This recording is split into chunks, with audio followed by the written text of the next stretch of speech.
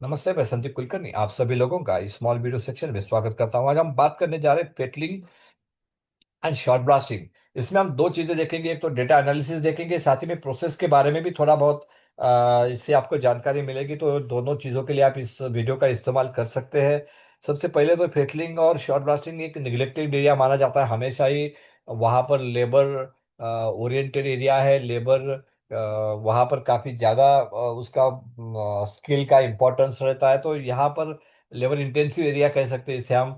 तो वहाँ पर हमेशा ही एक प्रेशर बना रहता है काम का। हमेशा वहाँ पर एक अर्जेंसी रहती है। तो वो इस एरिया में अगर आप थोड़ा बहुत ज़्यादा बेहतर तरीके से काम करेंगे तो थोड़ा सिस्टमेटिक वे से काम करेंगे तो थोड़ा आपको तकलीफ से बाहर निकलने का रास्ता आसान हो जाएगा। वहाँ पर आप ज़्यादा बेहतर तरीके से एनालिसिस कर पाओगे आपके प्रॉब्लम्स का, और उसका सॉल्यूशन भी शायद कहीं ना कहीं उस एनालिसिस के माध्यम से आपको मिल सकता है। तो सबसे पहले शुरू करते हैं कि कौन कौन से डॉक्यूमेंट्स या रिकॉर्ड या डेटा वहां पर हम रख सकते हैं। सबसे पहले तो शॉर्ट ब्लास्टिंग का टाइम है। शॉर्ट ब्लास्टिंग जितना आपका टनेज हुआ है वो है। शॉट का कंजम्पशन है। उसके बाद जो शॉर्ट ब्लास्टिंग मशीन पे लगा हुआ आपका एम्पेयर या करंट का रिकॉर्ड है। फिटलिंग का आउटपुट है, पर मैन एंड पर मशीन का आउटपुट आप फिटलिंग में से ले सकते हैं। पेंट का कंजम्पशन है। पेंट की विस्कोसिटी और उसका डीएफटी का रिकॉर्ड है। पेंट का ड्राइंग टाइम है। इसके साथ में आप ग्राइंडर्स के ऊपर जो प्रोडक्शन होता है वो भी आप कैप्चर कर सकते हैं। और बहुत सारा मैनुअल वर्क वहाँ होता है, तो वहाँ पर ज़्यादा हम रिकॉर्ड नहीं बना सकते। लेकिन अगर इतना भी रिकॉर्ड हम बना लेते हैं तो बहुत ही आपको काफ़ी हेल्पफुल रहेगा, मदद रहेगी इसकी उसकी, ताकि आप उसके ऊपर काम करके कुछ बेहतर रिजल्ट्स हासिल कर सकते हो। सबसे पहले लेते हैं शॉर्ट ब्लास्टिंग का टाइम। तो आपका शॉर्ट ब्लास्टिंग का साइकिल टाइम क्या है वो आपको पता होना चाहिए, उसका रिकॉर्ड आपके पास होना चाहिए। पार्ट टू पार्ट शायद वो वेरी होता है तो वो देखना है।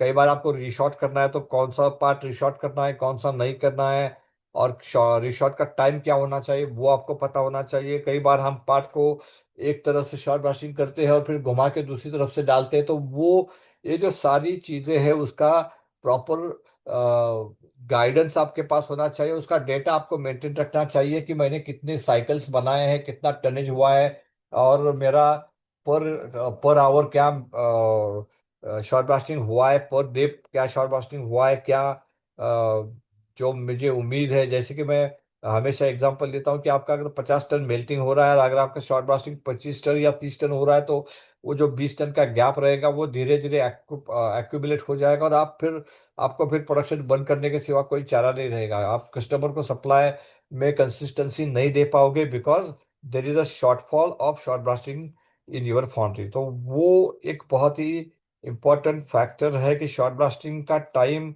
आपको रिड्यूस करना है। उसके लिए आपके जो शॉर्ट का फ्लो है उससे आप ठीक से मेंटेन करना है। आपको जो जिसे हम नॉर्मली शैडो टेस्ट कहते हैं या फिर फ्लो टेस्ट कहते हैं, तो वो आपको वेरीफाई करना है। आपके शॉट का लेवल फिक्स होना चाहिए, कोई लीकेजेस नहीं होनी चाहिए। अगर ये सारी चीज़ें अगर आप सही तरीके से मेंटेन करोगे तो शॉट ब्लास्टिंग की इफिशिएंसी बढ़ेगी, और जिससे आपको ज़्यादा से ज़्यादा शॉट ब्लास्टिंग का आउटपुट मिलेगा।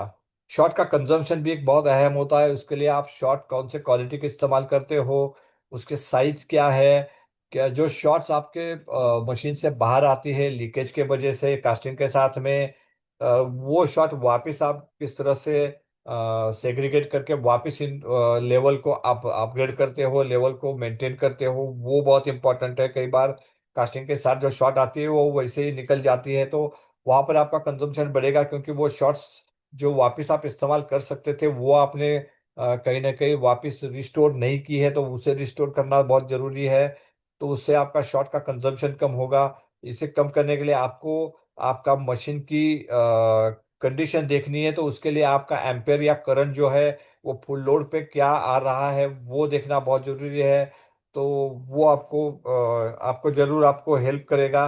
साथ ही में फेटलिंग का जो आउटपुट है पर मशीन पर मैन, यानी मैं टेबल पर के ऊपर कितना टनेज ले रहा हूँ, पेंसिल के ऊपर कितना टनेज ले रहा हूँ, क्या वो जो टनेज वहां पे मिल रहा है वो उसका जस्टिफिकेशन आपके पास है, तो वो भी आप इम्प्रूव कर सकते हैं बाय रिड्यूसिंग यूबर फ्लैशेस को रिड्यूस कर सकते हैं, पार्टिंग लाइन को थोड़ा कम कर सकते हैं, मोल्डिंग में जो लंबैक को जैसी चीजें भर जाती है उसको कम करके आप फिटलिंग एक्टिविटी को थोड़ा सा रिड्यूस कर सकते हो। साथ ही में पेंट कंजम्पशन है, पेंट का जो इस्तेमाल होता है उसका कंजम्पशन आपको मॉनिटर करना है कि मेरा पेंट का कंजम्पशन कितना आ रहा है। इसे चाहे आप पर केजी ट्रांस मेंटेन करें या पर पार्ट मेंटेन करें, जो भी आपको बेहतर लगता है, जो भी आपको सुटेबल लगता है, जो भी आपको इजीली आप उसको मैनेज कर सकते हो, उस तरह से आप पेंट के कंजम्पशन को कैलकुलेट कर सकते हो, उसे रिकॉर्ड कर सकते हो।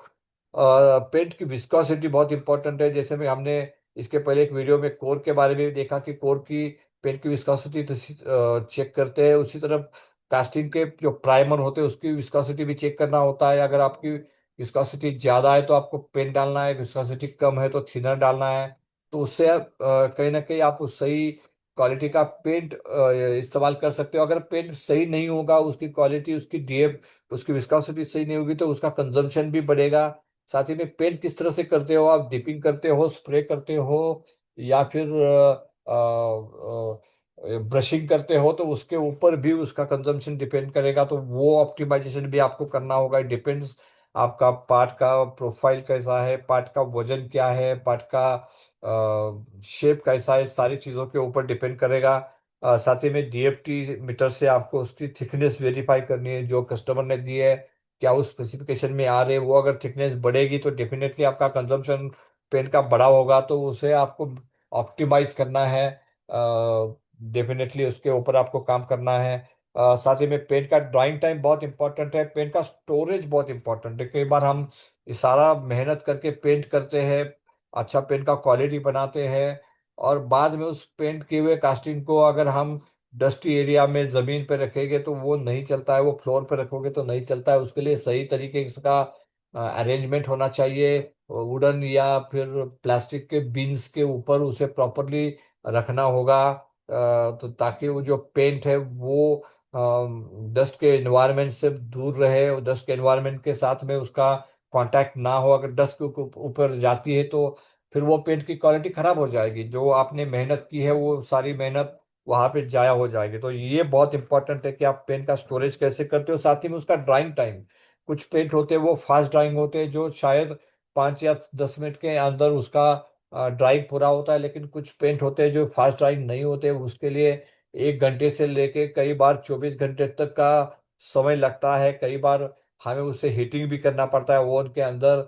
तो ये सारी चीजें, सारे रिक्वायरमेंट्स आपको पता होने चाहिए, और उस हिसाब से आपको पेन ड्राइंग की एक्टिविटी भी प्लान करनी होती है। तो ये सारा अगर आप करेंगे, सारा डेटा आपके पास रहेगा कि मेरी पेंट की विस्कोसिटी क्या रही है, डीएफटी क्या रही है, मेरा पेंट का कंजम्पशन क्या हो रहा है, या फिर मेरा फिटलिंग का आउटपुट कितना है, एक आदमी कितना फिटलिंग कर रहा है, या फिर मेरा एम्पेयर का करंट क्या है, मेरा शॉर्ट का कंजम्पशन कितना है। ये सारी चीज़ें अगर आपके पास रहेगी तो कोई भी इशू जब भी आपके फिटलिंग शॉप में आता है तो उसे रिजॉल्व करना आसान हो जाता है, एक्शंस लेना आसान हो जाता है, इम्प्रूवमेंट्स आप कर सकते हैं, आप कॉस्ट कम कर सकते हैं, प्रोडक्टिविटी बढ़ा सकते हैं।